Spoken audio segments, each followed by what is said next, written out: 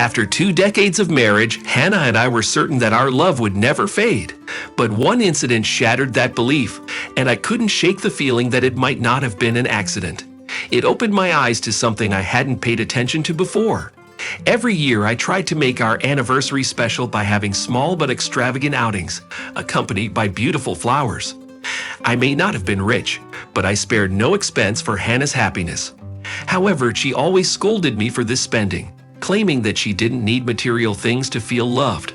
But I knew she appreciated my efforts. As our 20th wedding anniversary approached, I wanted to do something truly memorable for Hannah. I remembered her desire to take a riverboat cruise, and a plan immediately formed in my mind. It would require a lot of money and effort, but I was determined to make it happen. I worked tirelessly, often staying late at the office to save up for this unusual gift. My wife was surprised and annoyed by my sudden dedication to work, but I couldn't wait to see the look on her face when I revealed my surprise. The anticipation made the whole endeavor worthwhile. Dylan, you don't wallow in self-pity. It's unproductive. Is it worth sacrificing time with your family? I spend a lot of nights alone while you're at work, and Wyatt's out with friends. Our son, Wyatt, is now in college and training to be a lifeguard. He's a good kid, but our relationship hasn't been very parental. He used to think I couldn't support the family well enough, but I'm proud of his accomplishments and don't pay much attention to his criticism. I know that as he gets older, he will realize how hard it is to provide for a family. For our wedding anniversary, I presented her with a beautiful bouquet of flowers and a cruise as a gift. She was amazed, and I couldn't keep the cost a secret. I am so grateful to you for prioritizing our marriage and trying to make me happy. But we must not forget our financial responsibilities, like paying off the loan and helping Wyatt get his driver's license. I think it's unfair that we're going on the river tour without him. However, he's in school now and can't come with us. Maybe we should offer the trip to the Williams family. They were witnesses at our wedding, and we were all friends in college. Our families lived in the same way for some time. We got married right after we graduated and started our family life in the dormitory. Brian and I worked for the same company and even lived on the same floor. Over time, we both moved into separate apartments not far from each other. We often went to visit each other and socialized. However, everything changed in the late 1990s when Brian left his job and started his own business. I doubted his decision at first, but he proved me wrong and succeeded. We went on a cruise, excited about the opportunity to escape the corporate world.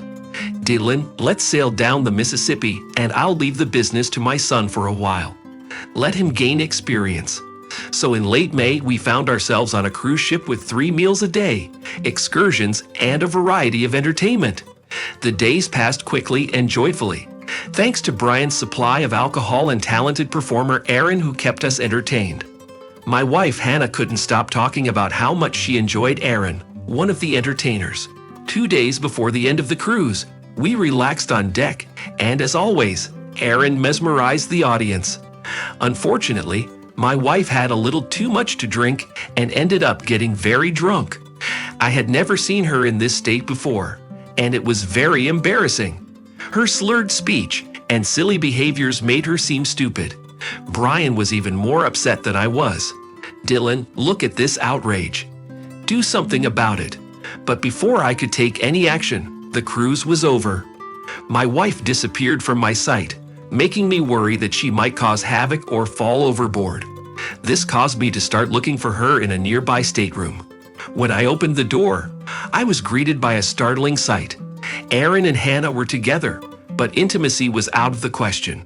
Instead, it was his wife, curled up in a feces on the toilet. Aaron, who had lost his usual positive attitude, remarked, "You know, I made her drink mineral water before I left the room, and she got even worse. I ended up having to take her to the restroom before you guys came." With those words, the entertainer returned to his duties on deck, leaving me alone with Hannah. I turned to her and reprimanded, "What are you doing? I am ashamed of your behavior in front of our guests and in front of Williams." But she replied, "And I've been ashamed of you all my life. You don't know how to do anything, even support a family or satisfy me in bed. And anyway, Wyatt is Brian's son. As Hannah collapsed onto the bed with a groan, my mind raced through all the strange events I'd noticed since returning home. The empty champagne bottle and 2 glasses on the table, the flowers in a vase I hadn't put there, the lingering odor of cologne that didn't belong to me. Every time, my wife had a convincing explanation. True, one time Brian let something slip, but then brushed it off. I stopped by to see you yesterday, but I didn't see you. Hannah was so cheerful, got me drunk, fed me, and put me to bed. As I recalled these memories, my whole life seemed to flash before my eyes.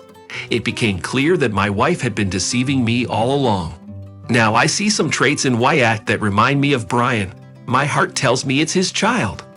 I'd never cleared things up with either Brian or Hannah before my supposed life partner came home. She didn't remember how the evening ended, and I agonized over why she put up with such a neglectful husband.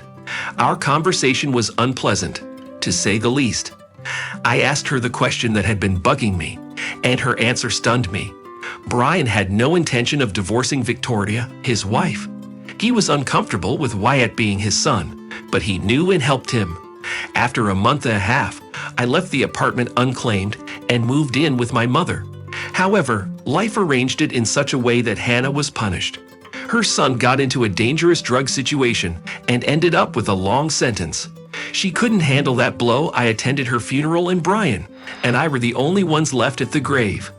I couldn't help but thank him by saying, "Thank you, brother, for such happiness."